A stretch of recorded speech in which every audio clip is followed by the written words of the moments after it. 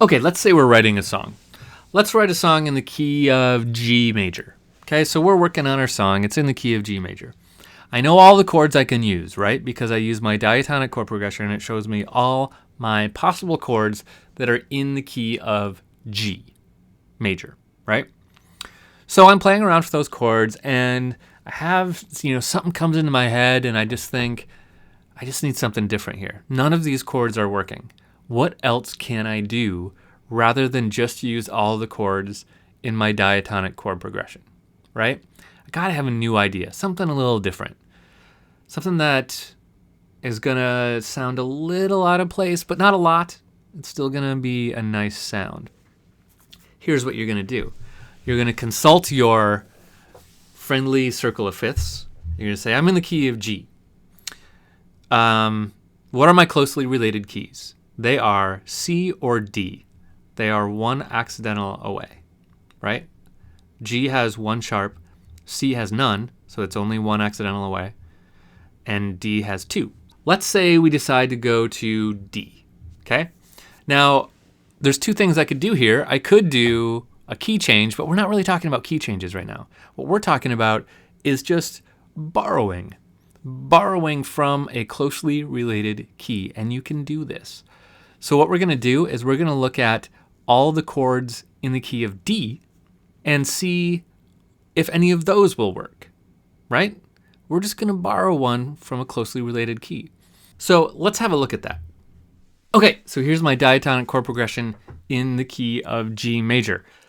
Let's review it real quick and look at what my chords are. So these are the chords I've been using in my song, right? G major, that's our one chord. Our two chord is going to be an A minor chord. And remember, I know this because I know that pattern of my diatonic chord progression. If you forgot that, review the previous class. It's super duper important. So the pattern is major, minor, minor, major, major, minor, diminished, major. So my third chord is going to be minor and it's built on a B. So it's going to be a B minor chord. I have a C major, I have a D major, E minor, F sharp diminished, and then another G major. So I'm working with these chords, and they're sounding kind of cool, but nothing's really working. I need something a little out of the box for this thing I'm thinking about doing. So let's look at a closely related key. Let's try D. So what I'm going to do is I'm just going to write out my diatonic chord progression in D, and I'm going to do it dangerously without adding a key signature, just for fun. So remember, this one has two sharps, and if a key has two sharps, they must be F sharp and C sharp. So all my F sharps and C, all my Fs and Cs are going to be sharped. So E, G, B, no sharp there. F sharp, A, C sharp, G, B, D, no sharps, A, C sharp, E, B, D, F sharp, C sharp, E, G, and D, F sharp, A. Okay. So here is my diatonic chord progression in D. So here it is in G, here it is in D. So let's look at what's different, right? Let's just notate what chords we have here. Okay, so my possible chords are G major, A minor. I'm looking at my G here. I'm just going to write down the names of the chords. B minor. I guess I got to move this box.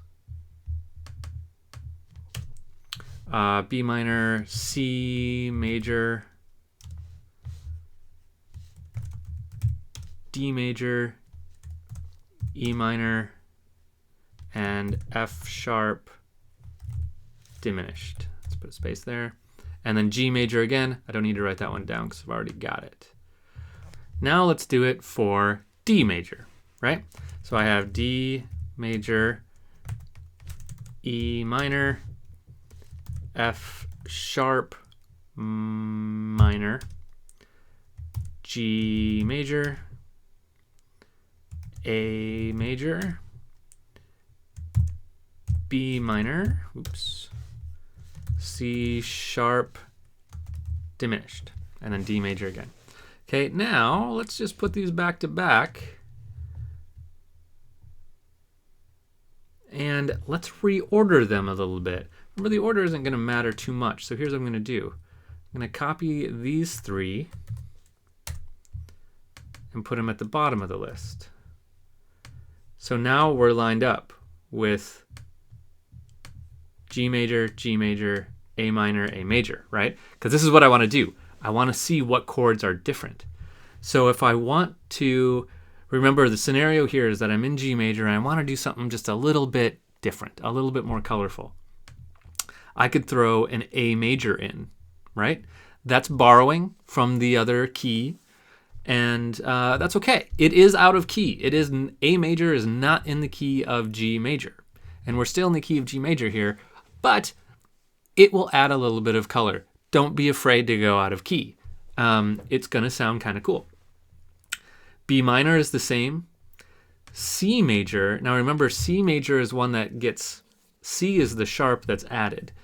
So there is no C major or minor in the key of D. It's C sharp, and it's going to be diminished. So that one we'd probably want to avoid, because we always avoid the diminished chord in most kinds of songwriting type applications.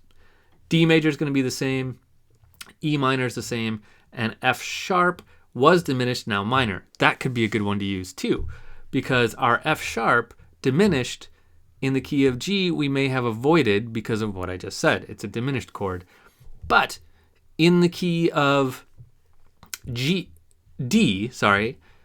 F sharp minor is a perfectly good chord. So what if we added an F sharp minor into our G major chord, or key? That's totally possible. We could just by borrowing from the key of D major.